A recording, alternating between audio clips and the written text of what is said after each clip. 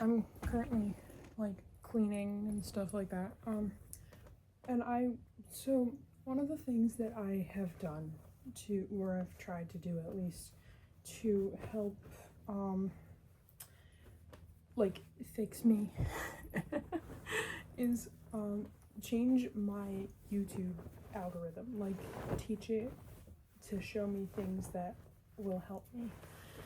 So I get a lot of video essays now. I love video essays. I think video essays are the best information, like they're the best informative content we have in this age, in our age of technology, and like because they're visual but they're also informative, and it because essays are great.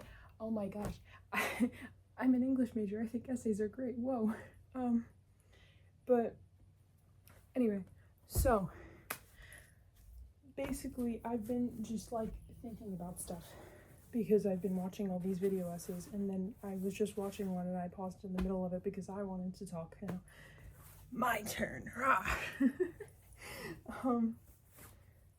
The only way that you can go is forward, and that's like a really stupid cliche thing. I hate cliches. I hate the fact that cliches are considered cliche and they're immediately perceived as less valuable. Because a lot of the time, I mean, it's like tropes in books. Like a lot of the time when you see something over and over again, you see something in a bunch of different stories, it's because it works. You know? And okay, there are some tropes obviously that get overdone and they're stupid and they're not done well. You have to do it right. If you're doing an overdone trope, you have to do it right. Get that romantasy book boyfriend shit out of my face. But like, yeah, cliches. Like, you hear things so many times that it's like, oh yeah, obviously I know that. You don't have to be a Pinterest quote at me anymore. Like, no, I think I do have to be a Pinterest quote at you. Cause I did a lot of mental decluttering over this past Christmas break. I don't know.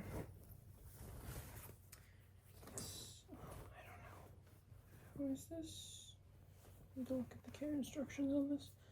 Let me see. Cool. Just making sure it's not like one of those wimpy gentle cycle things. This is a wimpy gentle cycle thing. I love this shirt so much. I love this shirt. But it's one of those wimpy gentle cycle things. But anyway, so I did a lot of mental decluttering over this past Christmas break, because especially when like high school started, I started being really, like, I had a lot of trouble with motivation and everything, and I started seeing things like on the internet about ADHD and like just people's experiences with ADHD, and I was like, that sounds really familiar. So I'm pretty sure I have ADHD, and I've been like 100% sure for like the past couple years. I'm gonna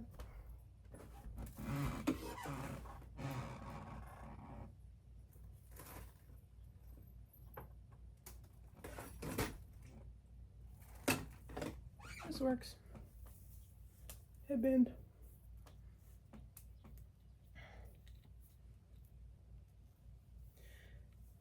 Yeah.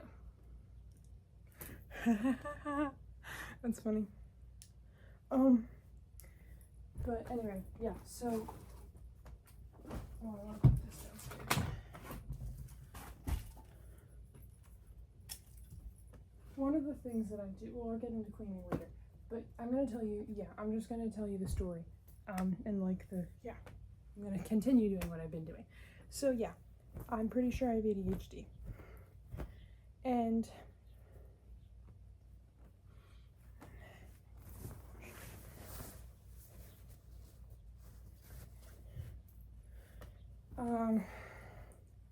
that, and like, you can, as you might be able to imagine, ADHD causes a lot of problems, especially in the world that we live in, because the world is structured for neurotypical people, and that's not really great. That's not a great thing, when you're trying to live and you just don't think like that. You just aren't wired like that.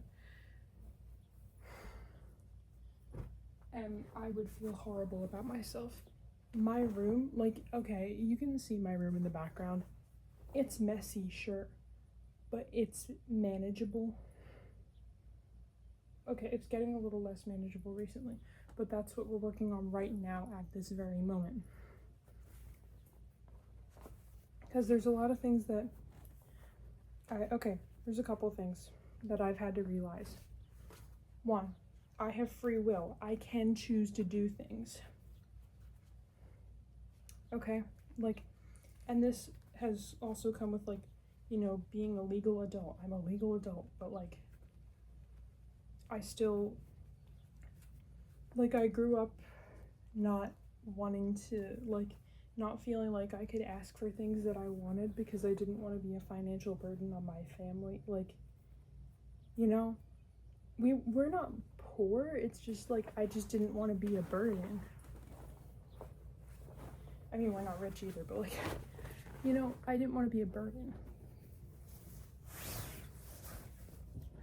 So, but, you can choose to do things, you can want things, that's okay, and you can do something about it, provided you have the means to. And I think it's stupid that money is usually the means to, and there's really nothing you can do about money. You can get a job and you can still not have enough money,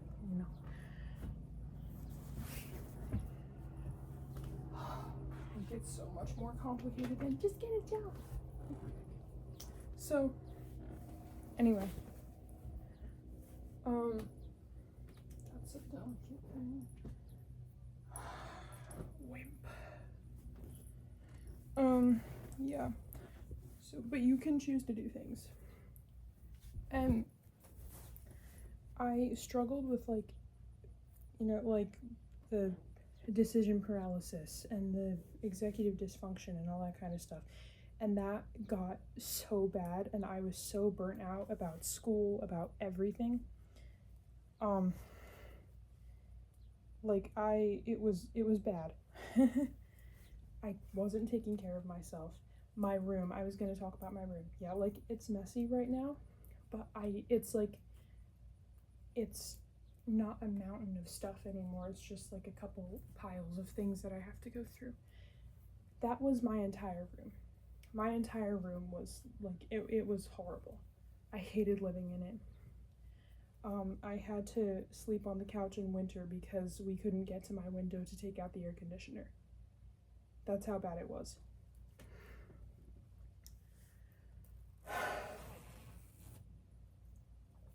So, and I've made a lot of progress. I'm stepping on floor right now, this entire stretch and all the way back to the other side of my room. I can walk across my room and be walking on floor. That didn't happen when my room was that bad. So I've made a lot of progress. And when I was in high school, it was my sophomore year theology, and because I went to Catholic school, but yeah, sophomore year theology, there was this little Polish nun, and she was, I pride myself on my impression of her. Oh, my keys are still in my pocket.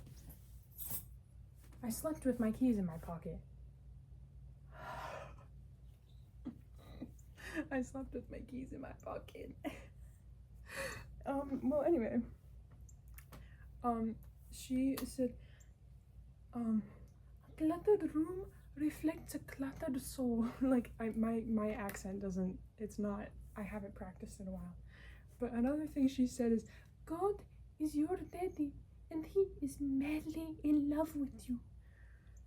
And of course, people in the class started laughing, and then she got mad, and she was like, these beautiful words have been poisoned by the ungodly world. Oh my gosh, she's the sweetest woman alive, though. I love her.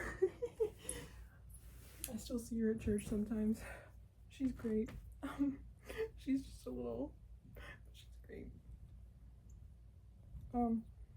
Anyway, yeah, but like, she said that a cluttered room reflects a cluttered soul.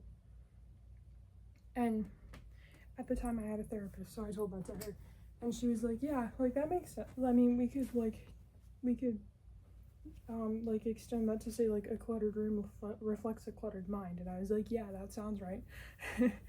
So that has stuck with me because my room was very cluttered and it still is cluttered, but it's not as cluttered as it was because I have figured things out. Like, I genuinely do believe that. Like, the space around you reflects your mental state. It really does. and vice versa. Like, if you're living in a horribly cluttered place, then you're going to not be doing as well mentally because like you don't have that visual. Humans are very visual creatures. We have eyes, we see. That's our primary way of perceiving the world, is seeing things. Like, when you're trying to describe something, the first thing you say is like what shape and color it is, you know? So we're very visual creatures. I'm gonna get this bag I have this bag of old clothes. That's gonna go in here. I have this bag of like old clothes that I had when I was a kid, and I still haven't gone through it. I mean, it's just kind of been sitting around for a couple weeks, so, because I brought it up from downstairs. But yeah, so some of it's cute though. Some of it, well, no, I would wear that. I would wear that. Okay. Doesn't smell horrible either. It smells like my cat, because she would sleep in this bag when it was downstairs. But that's okay. Anyway, yeah. So one of the first things I did when I was like, okay, I decided one day that I was tired of living like that. And this was after I'd already been struggling to like fix myself, you know, because I felt bad about myself. Like, it was frustrating no matter how many times, and I still struggle with this, because no matter how many times I think I fixed it, it's still a problem. Because there's always some new situation, or there's just some time when I get overwhelmed and then I fall back into my old habits. It's hard. So, and that's like, I mean, they always tell you that whenever you're trying to like make yourself better. They always tell you it's hard, and you know it's hard, but then you actually get to it and it really is hard.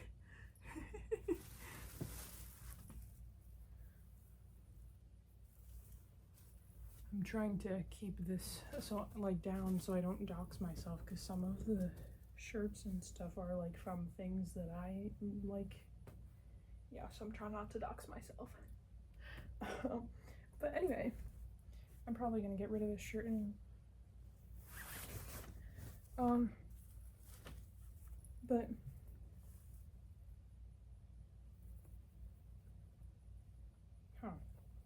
it's an American horse, I think. I was a horse girl when I was a kid. It's a horse. It's kind of cute. But anyway, yeah, so what was I talking about? What is this? Oh. Okay, interesting. Oh, I can't put that in the other. There's so much pink. I'm gonna actually take out all the pink and orange and red stuff and wash it all together. Just 1, to split up the loads, and 2, to not make everything I own pink and red and orange. So, yeah.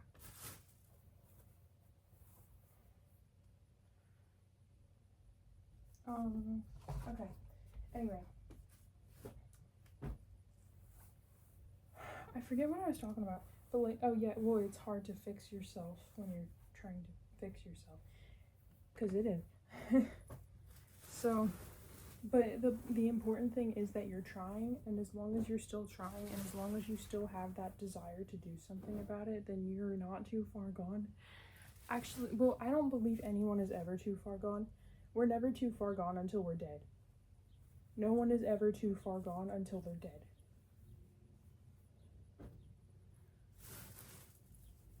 Oh my gosh! My aunt has this shirt. I love this shirt so much. My aunt has this shirt. She wears it to camp. Because we work at the same summer camp. So we can match. Oh my gosh, does it fit? I think it might fit. Yes! Oh my gosh, I'm so happy. I'm so happy. Yeah, so basically, what was I talking about?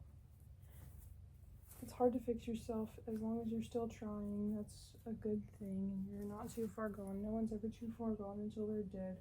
What is this? Oh, the tag is still on it. Okay, I guess I never wore it.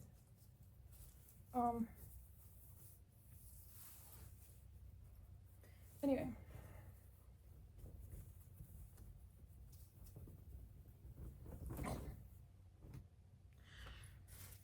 Fixing yourself. Basically, hello, there's a piece of a pill bug on my shirt. Anyway. I just decided one day that I didn't want to live like that anymore. And I started cleaning. And I'd already started cleaning long before. But I never made any real progress. Wait, I actually really like this pattern. I might use it as scrap fabric. $3.82 for this? When did we get this? I mean, I was a kid, obviously. $3.82 for this? Dang. I hate inflation.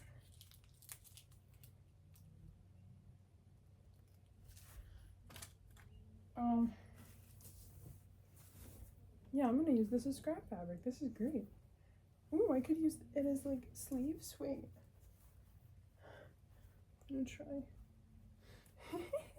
See, we're making fashion decisions. Maybe like ones or something.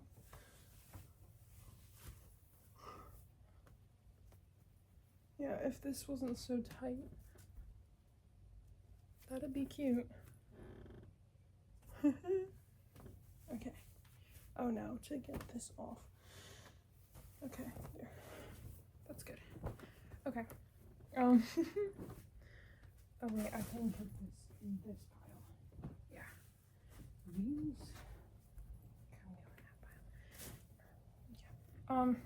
Yeah, fixing yourself. Oh my gosh, how long have I been just doing this and like not telling you about what I'm trying to tell you about? Okay. Fixing yourself. So yeah, I just woke up one day and I decided, how many times have I said that? I woke up one day and I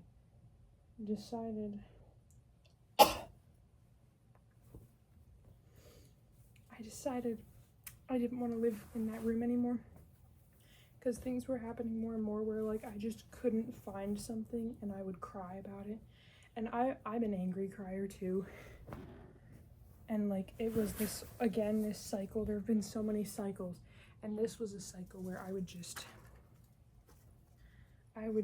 get angry about something, and it could be something tiny, and I would cry because I was angry, and then I would get mad at myself for crying about something so stupid, and then I would cry more because I was angry at myself, and then it was just this cycle.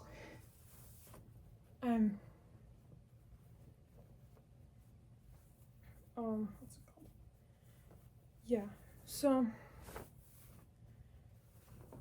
this kind of stuff continued for a while until I found, like, I kept trying to make some progress, and I kept trying to clean my room, and I just never actually,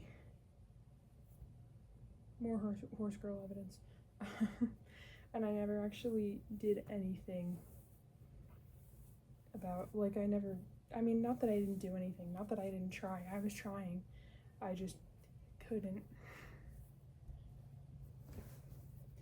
And another thing, I was waiting for, like, I was waiting to, like, doing things I didn't want to do. But having motivation doesn't mean that you like it. Motivation is not the same thing as enjoyment. And that took me so long to realize, and I still struggle with that. Because, you know, obviously, if you don't want to do something, you don't want to do it.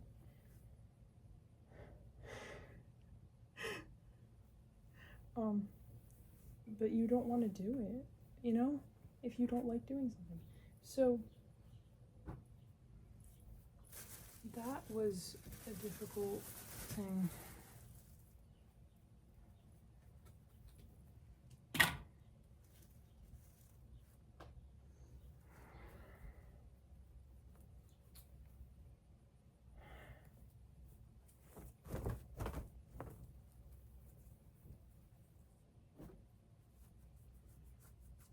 Excuse me.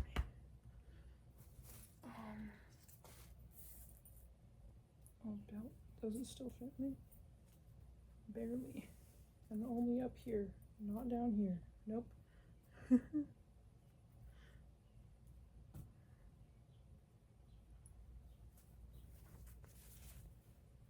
don't even think the things go that far. Like the holes for it goes as far as, yeah, whatever.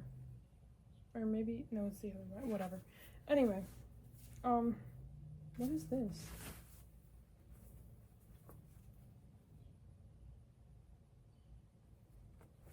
Why, what?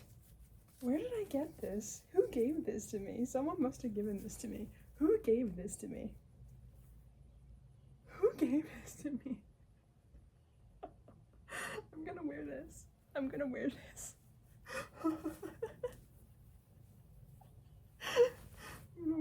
I'm gonna wear that to college. Oh my gosh. I love my stupid t-shirts, and I had one this whole time and I didn't even know. Okay. Stupid t-shirts are such an important part of myself. My joy. Oh my gosh, my joy.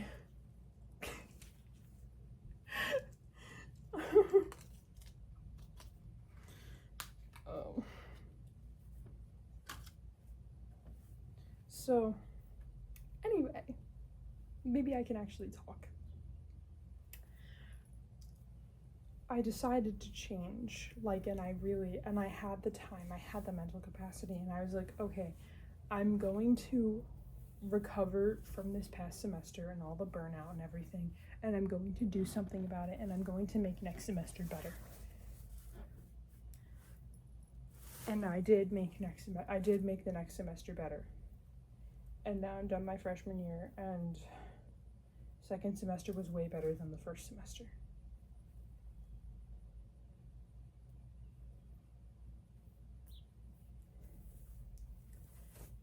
So, evidence that it works. Like, if you decide to do something about it and you actually do it, it will make a difference. This is cute.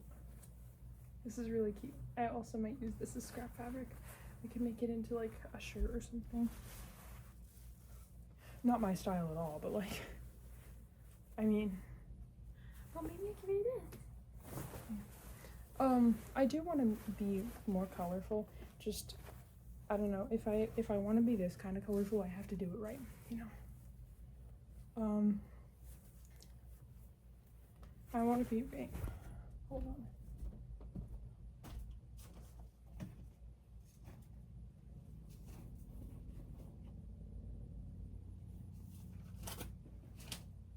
I want to be this kind of colorful, you know, like with the patterns and the looking cool. Found these pillows at Goodwill. I love Goodwill. I love Goodwill so much. I hope I can go today. It's Saturday, so I hope I can go to Goodwill today. I want to go to Goodwill. I love Goodwill. Yeah. Yeah.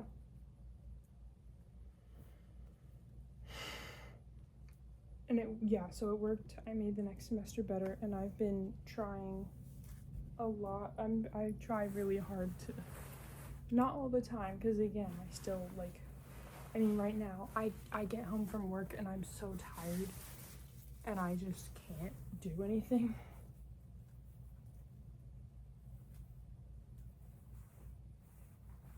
Oh, this is mostly very bright pink, so I'm gonna, yeah. Why are the socks tied like this? Why are they like this? They're like square knot. Well, they're like half a square knot. Why are they tied like that? What? Who tied them? Did I do this? Did I tie them like this?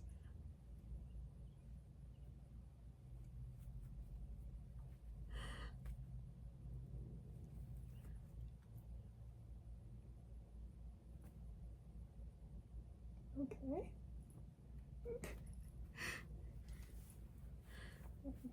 Yeah. Great. So,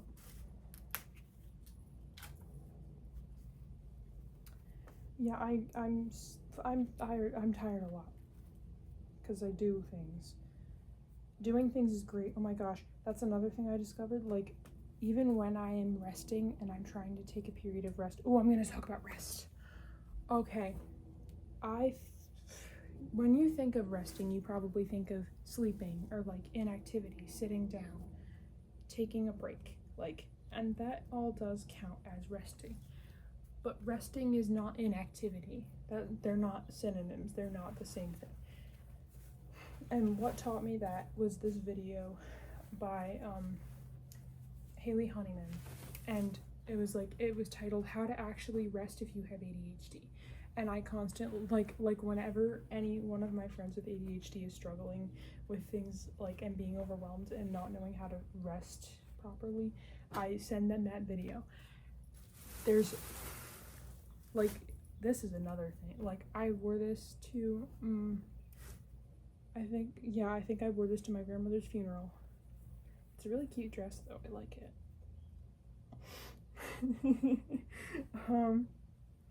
Yeah. So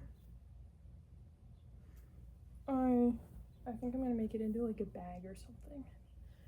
Like, this is I'm so sad it doesn't fit me. I'm really sad it doesn't fit me, because it's so cute. Like, I would totally wear this. Anyway. What was I gonna say? I'm gonna put this. Oh, resting. Yeah, so apparently there are 7 types of rest. What am I doing? There are 7 types of rest. There's physical rest, which is typically what you're thinking about. There's physical, mental, emotional, creative, social, spiritual, and what was the other one? Sensory. How could I forget about sensory rest? Oh my gosh. Like, sensory rest is one of my favorite things, because like, you just kind of, you can sit in a dark room and with nothing. Like, I like to have nothing. Sometimes I will stare at a wall. I've stared at walls for like 10 minutes before, because it genuinely helps clear my head. I stare at walls and I think about the color beige or like visual snow. Like, the trick is like letting the thoughts drift in and out. Oh my gosh, that's another thing. I thought that clearing your head meant like having no thoughts. It doesn't mean that. It does not mean having no thoughts. It means like not bringing any thoughts. Like it means just kind of letting them be there and then go away when they're done, you know. So, and that's difficult a lot. That's really difficult, I find, but it's okay. Yeah. So there's 7 types of rest, and you need to. Oh, this is what I was gonna say. Basically, all of this taught me that rest is not an activity. It's not the same thing. Rest is taking a break from what you're doing and doing something different. Like, for example, physical rest. You may think of like, oh, taking a break, like after you've been exercising or something. And yes, that counts. But that also, physical rest for, like, if you're somebody like me who doesn't usually get out much and doesn't go to the gym or anything. I should go to the gym. I want to, but I don't. Like, I should work out, but I don't. And I should. And I want to. But anyway.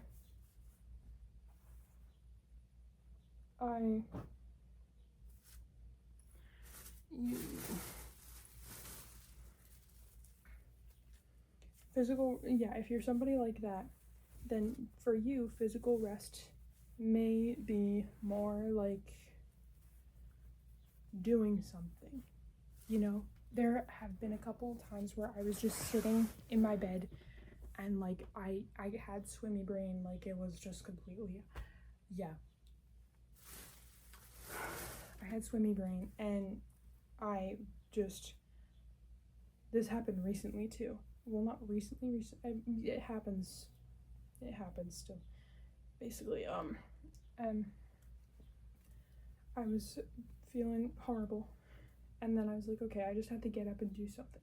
And I just got up and I started moving, and that made me feel better. Like, that helped. That made the swimmy brain go away. So it works. Like, and that can be rest. Activity may be rest for you, because you need to rest from inactivity. Because if you're not doing something, that's part of, so last time I started talking about like this fantasy race. One of the things in their culture is like,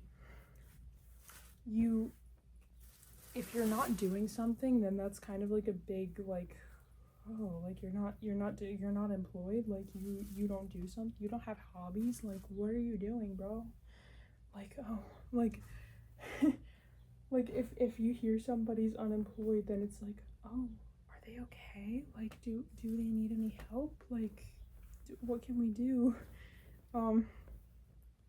Because, you know, if you're not doing something, then that means something's wrong. Like, you need to be doing something, because you can't really have happiness unless you're doing something. Because I found that I have to be doing something. I have to always be doing something. And I'm kind of afraid